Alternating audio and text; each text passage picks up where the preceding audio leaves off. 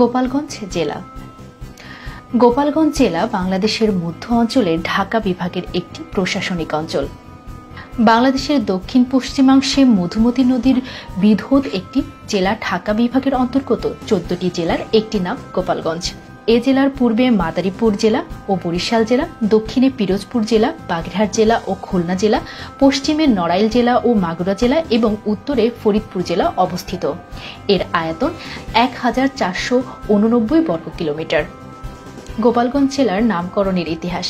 1857 সালে সিপাহী বিদ্রোহের সময় একজন উচ্চপদস্থ ব্রিটিশ কর্মকর্তাকে নিশ্চিত মৃত্যুর হাত থেকে বাঁচিয়েছিলেন জেলে সম্প্রদায়ের মেয়ে রাসমণি। এ মহৎ কাজের স্বীকৃতি স্বরূপ তিনি লাভ করেছিলেন মকিমপুর পরগনার জমিদারি। খাটরা মৌজা ছিল মকিমপুর পরগনার আওতাধীন একটি অ্যাটেস্ট। জেলে বসতিপূর্ণ খাটরা এলাকার জমিদারি পেয়ে তিনি ভীষণ খুশি হন। খাটরা জমিদারি লাভের কিছুদিন পর রানীর নাতির জন্ম হয়। তার নাম রাখা হয় নবগোপাল।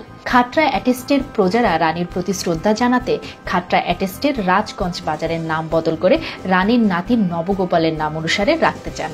নবগোপালের গোপাল আর রাজগঞ্জের গঞ্জ এই মিলে তখন নাম করা হয় গোপালগঞ্জ। গোপালগঞ্জ জেলার ব্যবসা বাণিজ্য। এই জেলাটি বেনাপোল বন্দরের কাছে অবস্থিত বিধায় ব্যবসা বাণিজ্যের দিক থেকে ভীষণ ভালো।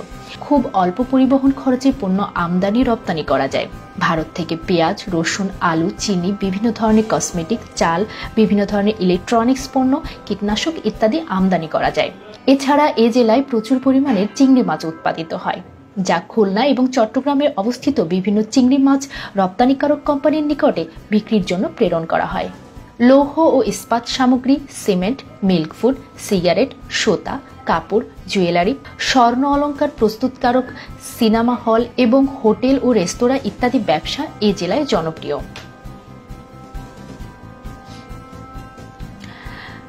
গোপালগঞ্জ জেলা 5টি উপজেলায় বিভক্ত।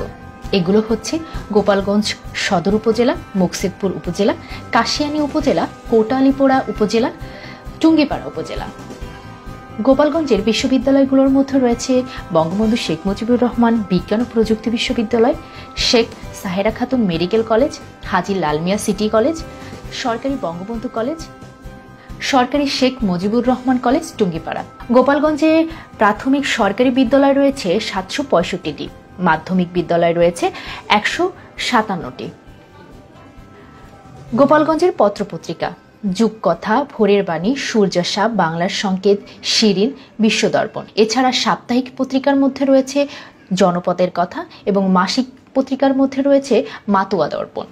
গোপালগঞ্জে কৃতি ব্যক্তিবর্গদের মধ্যে রয়েছেন শেখ মুজিবুর রহমান জাতির জনক, শেখ হাসিনা বর্তমান প্রধানমন্ত্রী, হরিচাঁদ ঠাকুর মাতুয়া ধর্মের প্রবর্তক, হরিচাঁদ ঠাকুরের ছেলে গুরুচাঁদ ঠাকুর, কবি সুকান্ত ভট্টাচার্য, বাংলা ভাষার সুরকার ও সঙ্গীতজ্ঞ সুধীর লাল চক্রবর্তী, ইসলামের চিন্তাবিদ ও লেখক শামসুল হক ফরিদপুরি, বাংলাদেশ জাতীয় ক্রিকেট দলের সাবেক অধিনায়ক রকিবুল হাসান, যুবলীগের প্রতিষ্ঠাতা চেয়ারম্যান শেখ ফজলুল হক মনি, সাবেক স্বাস্থ্যমন্ত্রী ও এমপি শেখ ফজলুল করিম সেলিম, সাবেক বাণিজ্য মন্ত্রী ও এমপি ফারুক খান, বিশিষ্ট খ্রিস্টান ধর্মের প্রচারক মধুরানাথ বসু, কৃতি ফুটবলার আব্দুস সামাদ, বিশিষ্ট সাংবাদিক, কালামিস্ট, রাজনীতিবিদ ও মুক্তিযোদ্ধা নির্মল সেন, একজন বাঙালি ইতিহাসবিদ রমেশচন্দ্র মজুমদার, ধর্ম প্রতিমন্ত্রী মোহাম্মদ আবদুল্লাহ, মহিলা ক্রিকেটার সালমা খাতুন,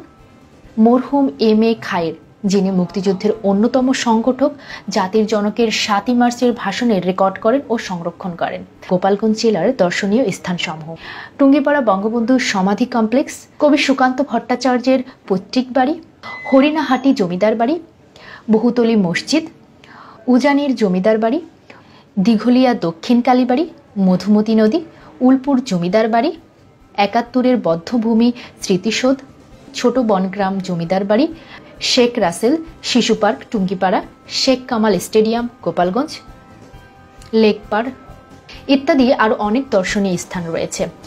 এই হলো বঙ্গবন্ধু শেখ মুজিবুর রহমানের জন্মভূমি গোপালগঞ্জ, বাংলাদেশের দক্ষিণ পশ্চিমে মধুমতি নদীর পাড়ে অবস্থিত। এই জেলায় অনেক ঐতিহাসিক ঘটনার সাক্ষী।